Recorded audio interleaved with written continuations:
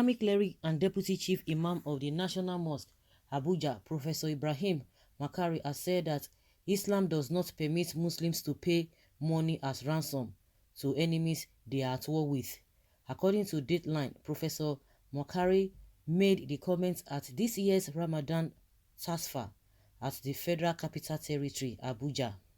He said it is in the context of that rule that kidnappers should not be paid ransom so as to starve them of the funds they could use to boost their arsenal and sustain their evil campaign.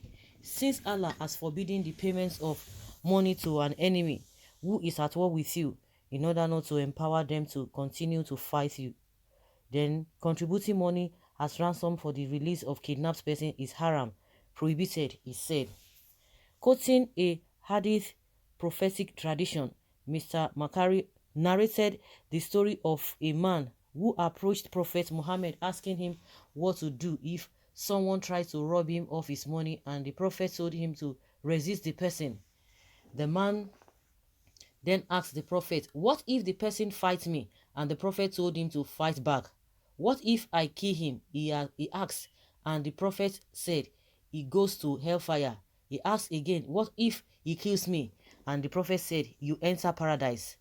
The deputy chief imam emphasized oppose the impermissibility of giving ransom to kidnappers. He also explained that Islam's code for discouraging criminality provides that material demands imposed as conditions by criminals are to be ignored.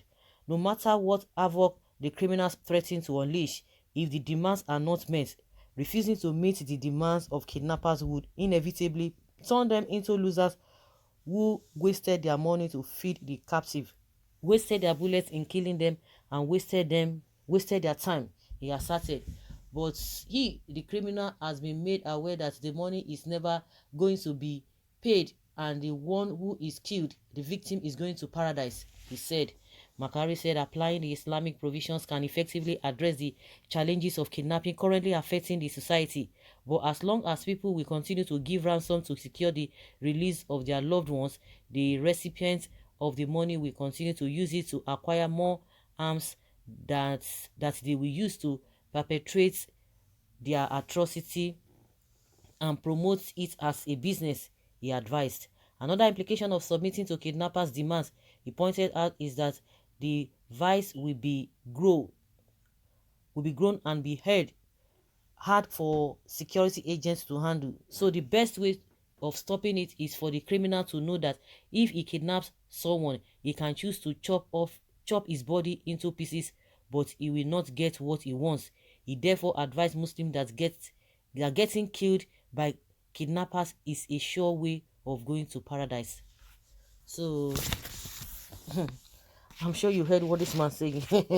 So as far as they are concerned, maybe that is why the most of them, they don't even care. They are not bothered. You know, we just talked about those who were protesting at the National Assembly.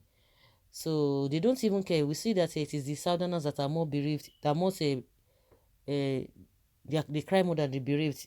I don't even know what this man is talking about. But why is it that they have not been preaching this? Let the whole world hear about it. Why is it that when the Kankara boys and those ones that the government have been paying ransom to, why is it that they didn't allow this now? So they can do it. So anybody that his or her child is being kidnapped now, just forget about it. According to them, then you will make heaven. Just like we've been hearing that if you fight for whatever, fight for Allah, that you get you keep people, that you get 7 virgins over there. Why not practice what you preach? Lead by example. Even the clerics are not helping matters for inculcating wrong information to their followers. This is another reason criminality was on the increase, because of faulty foundation and messages. Then what message do you have for the government who is not doing the right thing? Because if proper security is in place, if things are put in place very well, do you think all these things would have been happening? It's a terrible situation. And when I hear some people, when they were trying to debate on what HÄństÄM was talking about, whether youth should not travel abroad and all that, somebody was making excuse, you have to stay here, you have to do this, and the same people will still go back and be complaining. They have been here more than 70 years, more than 60 years, yet they couldn't even do much. They will just be telling you, we did this. But all the things that you did, you ought to know avail. And that's the same way. Some people are trying their best. They just want to stay back. Nobody wants to go to another person's country to go and be suffering. But they prefer to suffer in another man's country. The atmosphere is more conducive than what you have here. Themselves that have been talking about, oh, we did this during our time. So I see some of the old people saying that all the fights you fight, where is it? What is the result of the fight you fight with this government? It has been, that is just the, oh my goodness, it's unfortunate. This kind of message is misguiding. Sincerely speaking, may God continue to protect all his children in this country. When life doesn't have any value in the sight of some group of people in the name of religion, God, see us through in this nation. Which kind of senseless statement is this? To be killed by bandits or kidnappers will enter paradise? Which paradise? Or for that matter, I think your own is different. God didn't create the paradise for someone to enter after being killed by bandits or for this purpose alone. He furnished the paradise for people that worshiping him throughout their entire life.